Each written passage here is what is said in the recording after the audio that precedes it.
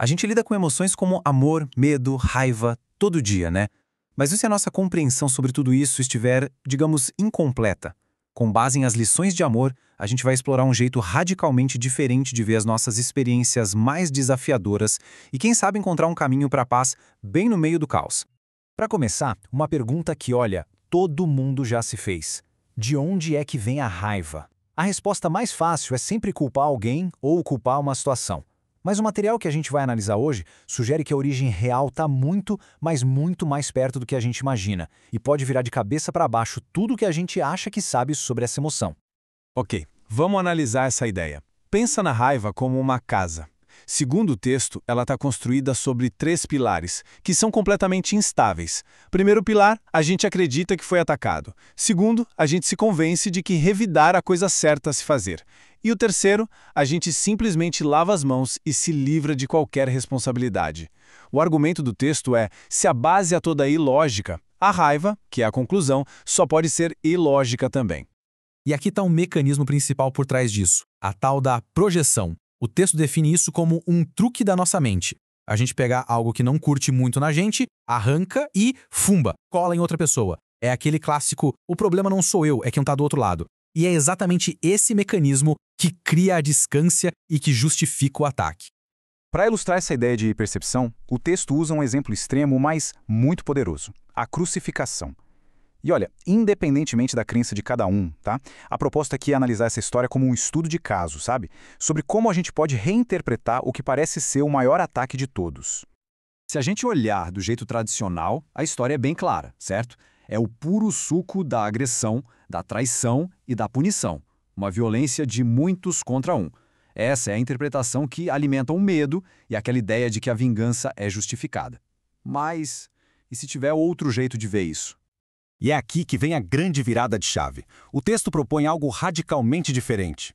E se a crucificação não for sobre ataque, mas sim uma demonstração de invulnerabilidade? A mensagem central aqui é que aquilo que é real na gente, a nossa essência, simplesmente não pode ser tocado, não pode ser ferido.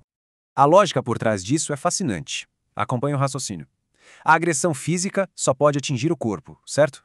E o corpo, por natureza, é temporário, é destrutível.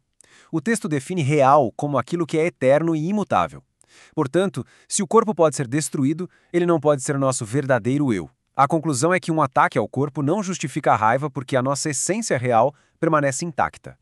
Então, o que essa reinterpretação deixa pra gente? A lição final, segundo o texto, não é sobre sofrimento. É uma diretriz simples e super poderosa que nos eleva acima do medo. Ensina só amor, pois é isso o que tu és. É um convite pra gente agir a partir da nossa verdadeira natureza. Essa escolha entre reagir com raiva ou com amor nos leva direto ao conflito central do texto, uma batalha interna. Dentro da gente, existem 2 conselheiros com visões de mundo totalmente opostas. De um lado, o ego, do outro, o que o texto chama de Espírito Santo. Esse contraste é muito claro. Pensa na primeira linha. O ego projeta para excluir. É aquela vozinha que aponta o dedo e diz, a culpa é sua. Já o Espírito Santo estende para incluir. É a perspectiva que busca entender, que busca conectar, mesmo na dificuldade. Cada linha mostra essa mesma escolha fundamental, entre separação e unidade, entre medo e amor. No fundo, o objetivo de cada um é muito simples. O ego luta com todas as forças para a gente continuar na ilusão da separação. Já o Espírito Santo tem um único trabalho: lembrar a gente de que essa separação nunca foi real e nos guiar de volta para uma mente íntegra, unificada. Certo, mas como é que a gente sai desse ciclo de conflito na prática? Felizmente, o texto não só aponta o problema, como também oferece o caminho das pedras. Vamos ver agora as 3 lições que ele propõe para reverter esse pensamento e escolher a paz. A primeira lição já vira a lógica do ego de ponta cabeça. Para ter, dá tudo a todos. Ou seja, a verdadeira abundância não está em acumular, mas em compartilhar. A segunda é, para ter paz, ensina a paz para aprendê-la. Isso significa que o melhor jeito de sentir paz é oferecendo essa paz. E a terceira nos orienta a ficar de olho, a focar nossa mente só naquilo que dura para sempre, não nas distrações passageiras. E aqui está o pulo do gato. O objetivo dessas lições não é consertar o mundo lá fora, é um treinamento para a nossa mente. O trabalho é todo interno. É sobre reverter a nossa percepção.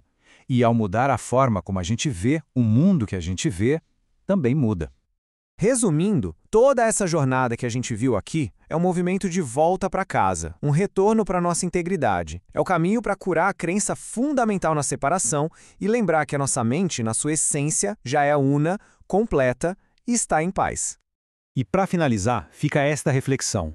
E se a paz não for algo que a gente precisa lutar na marra para conquistar, mas simplesmente algo que já existe aqui dentro, só esperando para ser escolhido? E se, no final das contas, tudo se resumia a uma única e simples decisão? A decisão de qual voz interna a gente vai ouvir.